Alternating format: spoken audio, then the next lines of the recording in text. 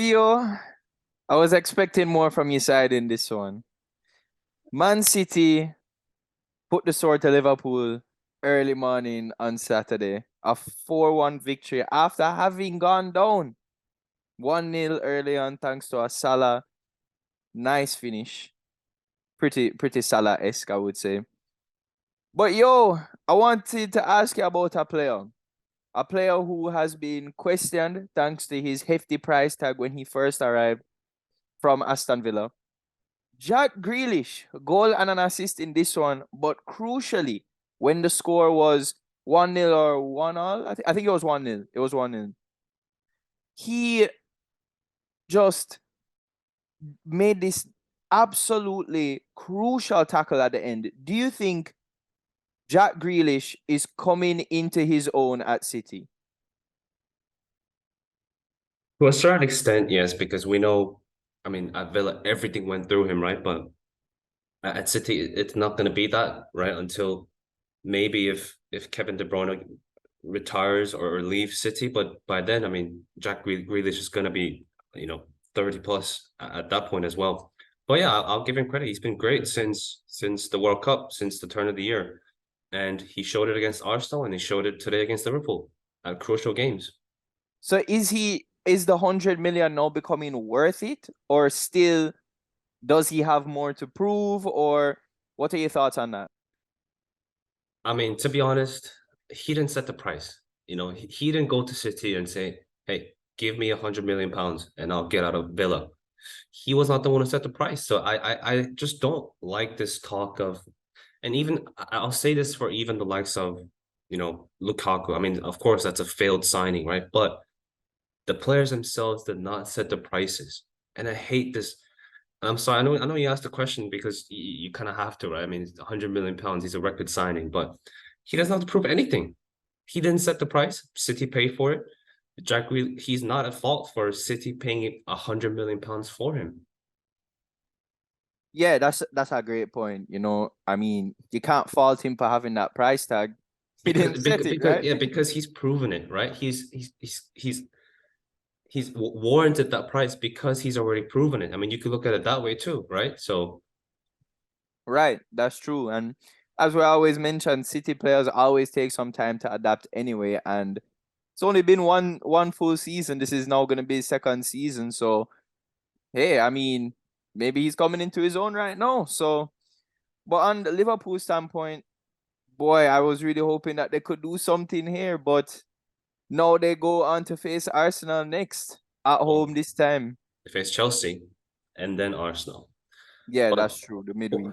yes, but I mean, this is what I said about Liverpool, right? I didn't think they were going to be able to offer anything, and if they were ever going to score a goal, it was going to be the type of goal they scored, just a long ball, and Jota done very well to latch onto it and laid off perfectly for any striker, let alone the quality of Salah, and he dispatches it. But I mean, City. I didn't think they were that great. I thought it was more down to Liverpool's. I don't know what you thought of it, but I don't know. I thought it was more down to Liverpool's lackluster defending at best. I mean, yeah. I mentioned it to somebody as well. Trent, cheese on peas. He is I just could dribble past him. You no, just it's horrible. you just do a quick 1-2 give and go, and he's lost. He turns around, looks for you, and the guy's gone. It's mostly to me as well about his positioning. He's just lost, doesn't know where to be. The guy was so deep in that for the first goal, First for our goal, first goal. mhm. Oh my days. And I was just thinking to myself, boy, Martinelli must be licking his lips for the weekend, next weekend. Um, I mean, that is if Trent starts. I mean, he will. I mean, they don't have a right back. I mean, Yeah, unless Milner slots back in there, but then still, I mean, Martinelli's still licking his lips if he's going up against a 37-year-old Milner, right? So yeah, for real. But Trent, man, gotta do better than that. As a fullback, you can't be the last man, first of all, and you can't be that deep. It's just crazy. Allowed all the space. But anyway, the well, side that but before we move on, so here's the thing, right? There was all this talk of, Steven Gerrard came up. as I'm pretty sure he was a right back. He started as a right back, and then he moved into the center mid position, and he of course went on to do great things.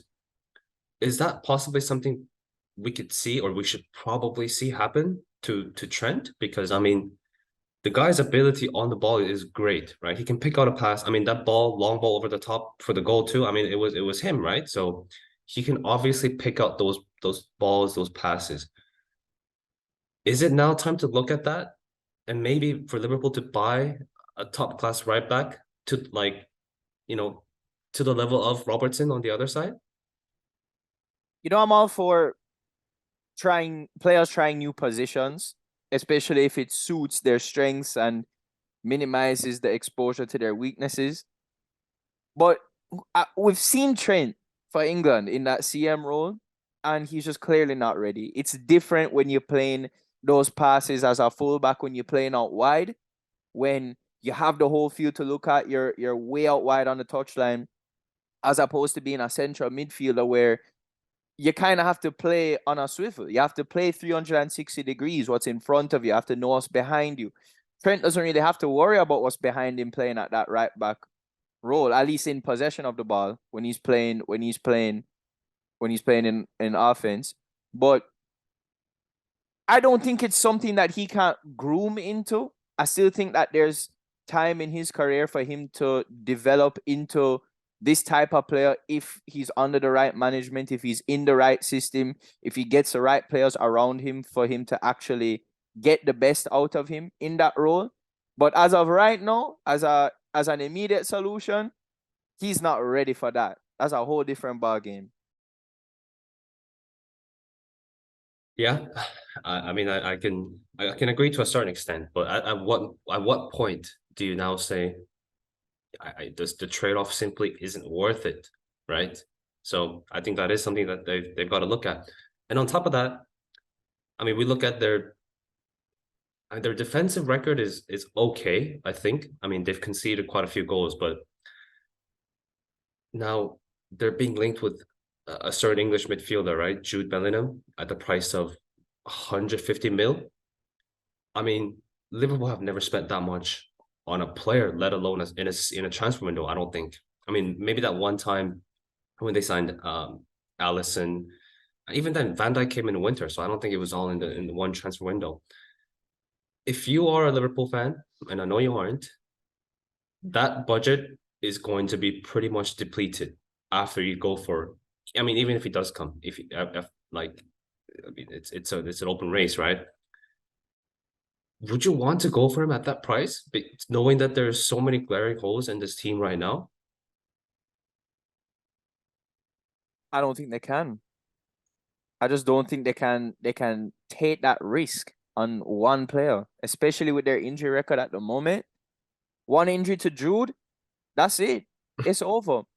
Yeah, So I don't think they can. I think they need to look at another foundational build, an institutional change.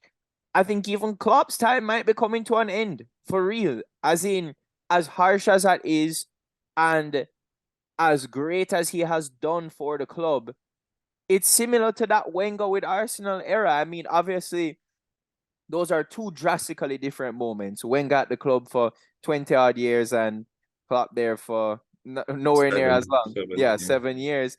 It's just, it's similar in the sense of they have done extremely well for the club, but there's come a point, there's a wall now. There's a wall that they've come to, they've hit the pinnacle. They need to refresh now. It sounds harsh, but I think it has to be done. Yeah, I mean, a lot of Liverpool fans won't agree with this, but at a certain point, you've got to prove that you can get over that hurdle, right? I mean, of course, I'm a United fan, so I'm going to bring up a certain manager, but he's shown that from time to time that he can do that, right? Whereas maybe Wenger, he wasn't able to that extent. I mean, I know he was heavily restricted in terms of the funds and who he could bring in, because you guys moved to the Emirates. But I mean, similar to Wenger, like you said, Klopp hasn't proven that he can get over that hurdle to the next step. I mean, every single club he's been at, he's left when that first hurdle came, right? So, I mean, you might be right, but I know That's a very unpopular opinion among Liverpool fans. And to be honest, I don't think Klopp is the biggest problem with them right now. I mean, I think it's not a problem with Liverpool fans because it's nostalgia for them. It's all about how they made him, how he made the fans feel. And I think that that's stuck with the fans right now, as opposed to what's truly happening in the now, which is he's not getting the best out of the players. He's not performing. That's simply it. Yeah. Yeah. And I mean, we might see if this drags on. I mean, the relationship between Arsenal fans and the manager went sour, right? To put it nicely. And if this persists for another year or two, I think we could certainly see that. Right. Speaking of Arsenal, I don't think there's any sour feelings towards the manager right now. After another convincing 4-1 win against Leeds at the Emirates, another 4 goals for Arsenal. But the catch, once Another goal again, conceded. can't keep that clean sheet at home. Why? Well, what is it? Because you're keeping clean sheets left, right, center away from home. I don't know. I was thinking about it, and I feel like it's just unlucky. It really is. I know that's me. So, but look at them. They're all deflections. They're all like these, just like one split moments. It's never been like, oh, okay, wow, like we got like the Bournemouth one. Those matches I can come clean and say, all right, that one was not unlucky. That one we deserve to concede those goals. But the recent ones against Crystal Palace, here against Leeds, those are big deflections. I mean, I, I see your point, but I don't think you can just put it as unlucky when this trend has been going on for weeks now. I mean, I knew you weren't going to keep a clean sheet for so whatever form, however it may be. I just knew Leeds were at least going to score one, and it's great because you're scoring 3, 4 goals every game. That's what I'm But about to say. but then after a certain point, like you see with the Bournemouth game, what happens if your team does come unstuck, right? I mean, you're never going to be at 100% throughout the whole season. There's always going to be 1 or 2 games where you, like you said, you get unlucky when you hit the post twice maybe, and just everything seems to be going anywhere except for the net. And I mean, I think that could be a worry, perhaps, maybe, but because you can't always rely on scoring 4 goals. You can rely on keeping clean sheets, but you can't always rely on scoring that many goals. I hear you. I'm not relying to score 4 goals, but I don't think you can rely on clean sheets either. As you can see as well, as you said, we're keeping clean sheets away from home. So I don't understand. I don't know if it's just mental then or what, but to be honest, I'm not too concerned at the moment. I'm really not. We're sitting pretty at the top of the league. We're, as you said, we're scoring goals. I I know it's not going to be perfect right now. There's going to be hiccups along the way. There's going to be moments for improvement for us, opportunities for us to get better, and this is one of those opportunities. What pleases me though is I clearly see the desire, particularly in Ramsdale, throughout the team, to keep that a clean sheet. Yeah, because he's conceded what 65 goals at Sheffield and 70 at Bournemouth. Now, he's I mean, I think he's a good keeper. But I just I saw him at Bournemouth and I thought there's no chance he could play or in a title winning team. And I'll give him credit, and I was wrong on that. So I think we all were wrong on Ramsdale, to be honest. But yeah, again, another signing that has just proven everybody wrong under Arteta. Wow. And speaking of a signing that has come in, I would say like a cheeky signing here. Leandro Trossard, that's his 7th assist in the Premier League for Arsenal so far. Wow. That's just incredible. yeah, and that looks even better when you look at Mudrik's miss. And we'll touch on Chelsea later, but I mean, there's a part of me that thinks that had Mudrik come into Arsenal instead of Chelsea, I don't think he would have struggled this much. I mean, he'll be coming into a well-established team, a well-oiled. Everybody knows what they're doing compared to a Chelsea side that he's now come into, where like we said, nobody knows who's gonna play where, and we'll touch on this too, but he played up top, right? So it's just I do feel for Mudryk, but at the end of the day, Trossard has been uh, a clutch signing for Arsenal. Yeah, and his versatility, his footballing IQ, and his output at the moment is just absolutely brilliant. Him and Ben White too, another player that we got from Brighton, have just been outstanding. Ben White again with another goal. He got his first one against Bournemouth, Bournemouth. and now again. So yo, big up Ben White. Wow. Yeah. I don't know if you saw this, but the guy was asked about the City game and he said, I don't watch football. Yeah, The yeah, I guy definitely saw that. the guy doesn't like he doesn't enjoy football. He's like us, we're doing our day jobs. Like we're just there because we have to be.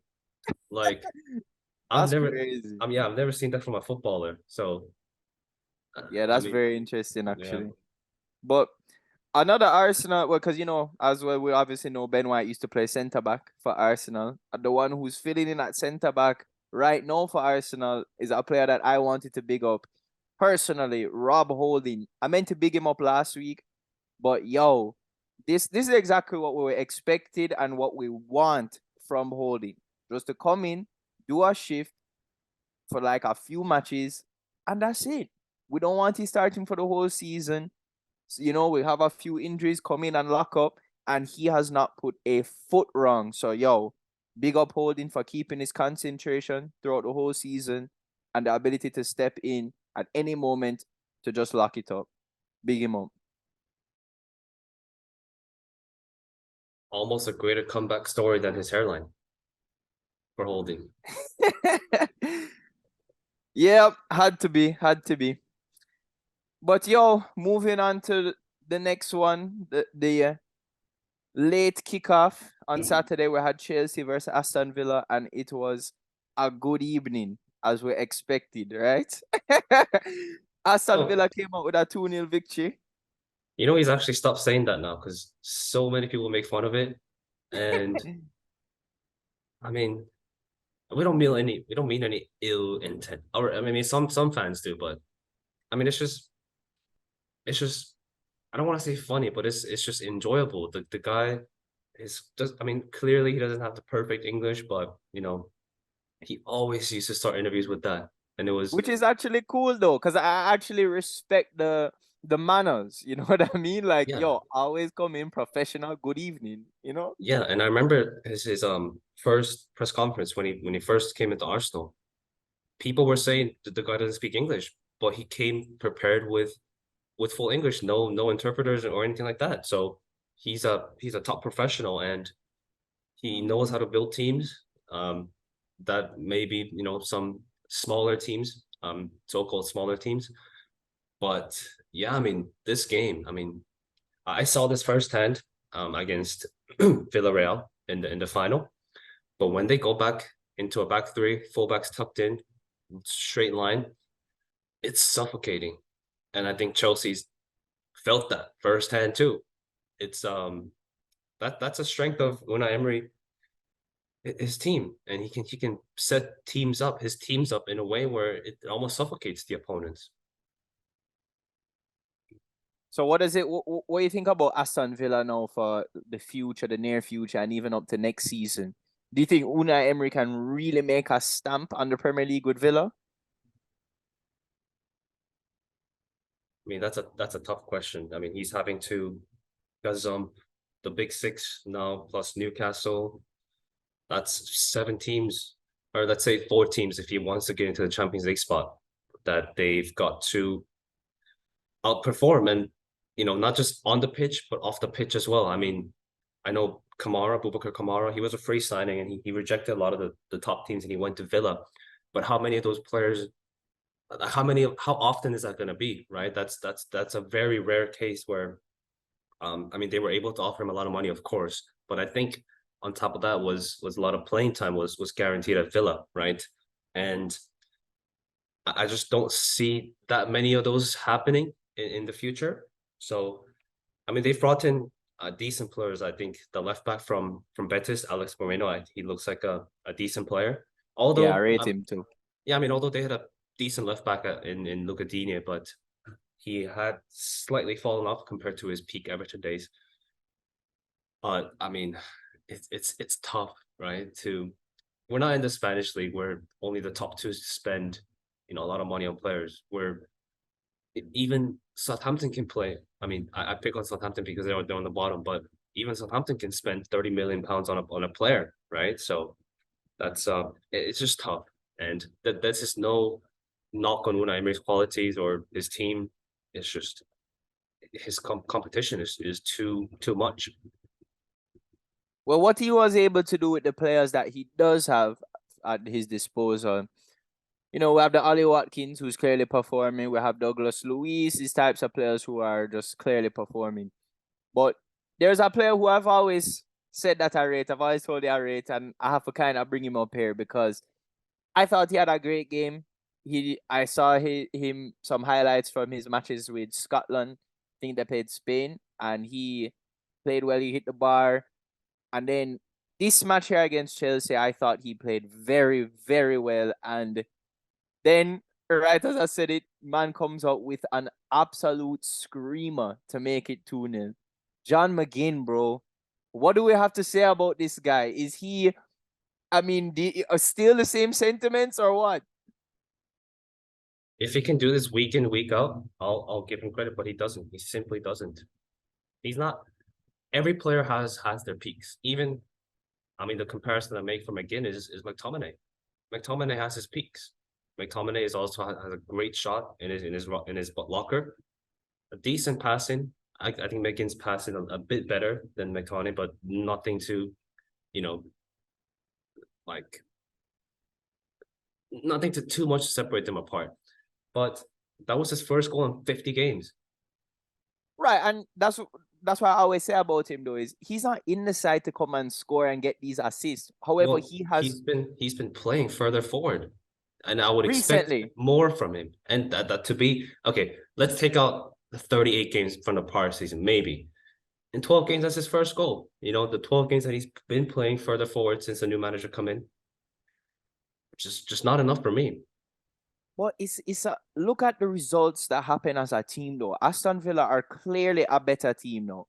And But what is we that rate down about to McGinn? Is that down to McGinn playing but further forward? partially though, it's about the industrious nature that he has. He's a winning player. He's a ball winning midfielder primarily. He's not a technical midfielder. What I said I rated about him was he has respectable technical qualities for a ball winning midfielder. And he's shown the technical ability he has. But Sometimes. don't forget, sometimes, okay, even if it's sometimes, primarily remember he is in the midfield to be primarily a ball winner. And he tried that. Remember, Emery tried that at Arsenal with Torreira. He tried to play Torreira in the camp. I'm not saying that worked or anything, but I'm just saying that ball winning midfielder is John McGinn. Well, enough of McGinn. If we touch on Chelsea again, so unfortunate. I mean, the first goal, Cucurella, what the hell are you doing? Just that's just. I mean, you're not the best at headers, and you have a monster behind you, Koulibaly, who's I don't know if there was miscommunication or he just didn't hear him, but there was no need to. It was 2v1, right? Ollie Watkins and the two Chelsea defenders going for that long ball. Better communication. Okay, I guess that may not be misfortune, poor communication. Okay, but the second goal, I mean, just comes so against the run of play. And I mean, sometimes, I mean, this is what I mean about Arsenal. One of these days, you're going to have these games where, nothing seems to go right, right? And if you're not keeping clean sheets, you're gonna suffer. And You always say it, but it never happens. I mean, I've been piping Arsenal for the title for since I don't know how long, but it's just I mean Chelsea are in the bottom half of the league now. So I don't care anymore. I want them to win. Like I need them to kind of win so that Graham Potter can stay in charge. You know, I just You want to pick up a couple matches so we can fool ourselves into thinking that Potter is the guy. yeah, because he's clearly to me he's clearly not fit for a big job yet, and it's unfortunate that our game against Chelsea was supposed to be in 2 weeks, but it got postponed to I think it's going to be the last week of the season because of our involvement in the FA Cup semi-final. But I mean, let us get the 3 points too before you sack the manager. I mean, I don't think they're going to sack him at least this season. But who knows? Football can change any minute now. Yep, that is true. We never really know. But a manager who we do want to ask if he's ready for a big job, who has shown that he is, I would say, but today it never really looked like he was showing it. And that's your manager, Eric Ten Hag. What happened with him today against a manager who wants to show the world that he is ready for a big job, Eddie Howe? I mean, just lack of ideas, lack of cojones, if I could use that word, famously used by. I mean, it's a carbon copy of what Arsenal did last season, right? They just never showed up to the game. Newcastle were up for it. I mean, they weren't that great. Newcastle created a few chances here and there with crosses mainly. I mean, both their goals coming from crosses, but we just never showed up. I mean, I told you this before we started recording this, but even for the first minute, I knew we weren't going to win, and I guess I knew we weren't going to win when I predicted that I would take a draw, and that is off the basis that I was very nervous about this game, that we were gonna not show up again, because this has been the theme. I mean, we've been getting results, or we have not even been getting the results. That's 3 wins in the last 9 Premier League games now. So we certainly can't say we've been getting the results either, but we haven't been performing either. And that's worrying because we had a good period during January, February, but now this is the important part of the season, and we can't have this. Yep, and now it's actually showing in the standings because now you've allowed Newcastle to leapfrog you into third, at least for the time being. Well, they'll stay there because unless they concede 15 goals in the next game, because their goal difference is vastly superior over ours. But I still don't think Newcastle make it into the top four. They're still lacking that cutting edge. They can get up for it on certain days like today, but I just don't think that overall the quality is there for them to get over that finishing line. And that might not be true because I mean we'll see how Tottenham are with the new acting manager, right? But Well, I see you guys let us know in the comments who you think is going to end up in the top four. That's all we have time for today. Guys, thanks for tuning in as always. We hope you enjoyed your time with us. Remember to subscribe, to leave comments, and share with your friends. Follow us on social media at FOTBpod.